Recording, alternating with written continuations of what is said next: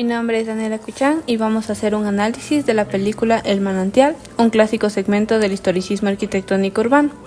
La película cuenta la historia de Howard Rowe, un arquitecto visionario de Nueva York que intenta mantener por todos los medios su integridad como arquitecto, sin ceder a las necesidades personales, profesionales, ni cediendo a las presiones económicas para conformar a sus clientes o a los gustos populares. Insisten en hacer proyectos que no se parecen en nada a lo ya conocido. Lo siento, pero debo expulsarle de la universidad.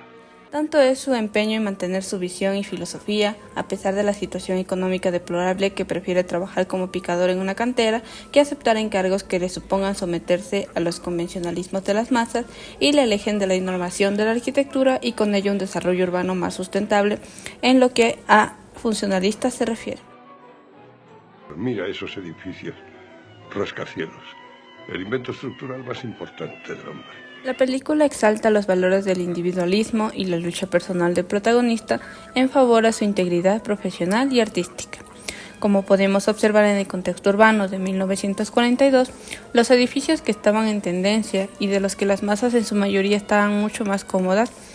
estaban dispuestos de manera amanzanada y con grandes alturas, es decir, rascacielos con elementos racionales del estilo clásico griego. En este trayecto se enfatiza el contexto urbano, con el cual tanto Roa como su tutor estaban en total desacuerdo, pues su filosofía dictaba que los edificios deberían adaptarse a su función bajo la premisa de: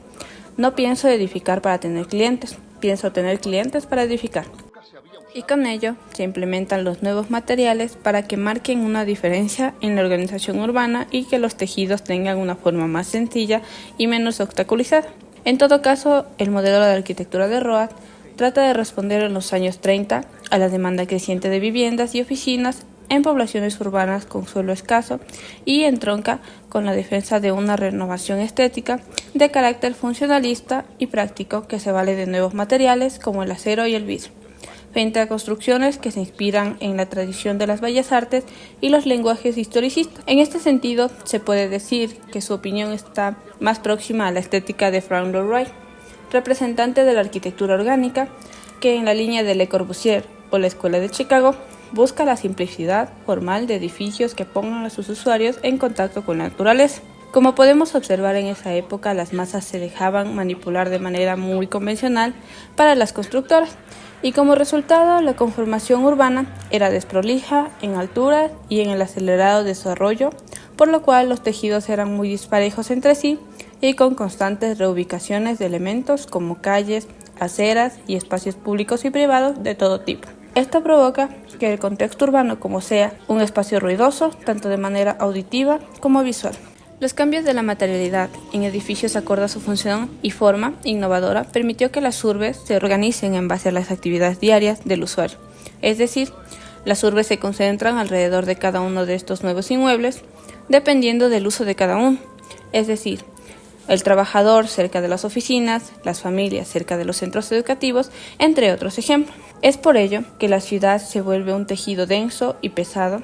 que exhibe de todo tipo de ornamentaciones y cada vez estrechan más los sistemas de conectividad. Con esto en mente, podemos decir que las urbes de cada época se desarrollan en cuanto a una nueva filosofía que se oponga a las demás y empieza a tomar la fuerza y cotización necesarias para que las actividades se empiecen a reajustar. Finalmente, vemos la tendencia de las urbes de construir cada vez más en altura, lo que provoca que se dé una alta densidad poblacional en un área que no abastece su capacidad, generando así un desorden urbano y un costo cada vez más alto del suelo. Asimismo, en la secuencia final de El Manantial, cuando la esposa del arquitecto mira el edificio antes de subir al ascensor en busca de su marido, conseguimos destacar que los rascacielos son aquí un leitmotiv estético y temático de Nueva York, cuya construcción es obra de individuos singulares que los elevan en la ciudad como hitos o mojones de homenaje.